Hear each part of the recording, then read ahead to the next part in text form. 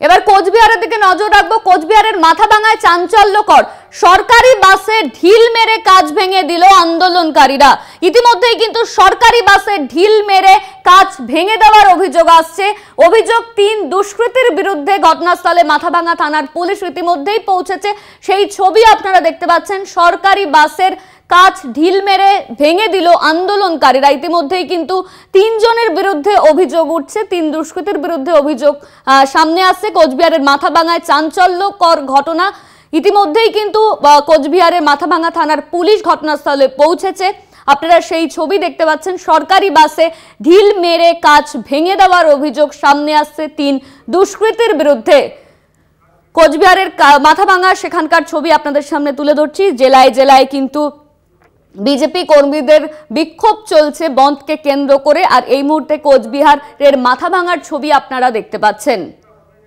অনুপম রয়েছে আমাদের সঙ্গে ফোন লাইনে। অনুপম, কোচবিহারের যে ছবি দর্শকেরা দেখতে পাচ্ছে, সেখানে সরকারি বাসে ঢিল মেরে কাজ ভেঙে দিয়েছে আন্দোলনকারীরা। পুলিশ কি কাউকে গ্রেপ্তার করেছে এই ঘটনায়?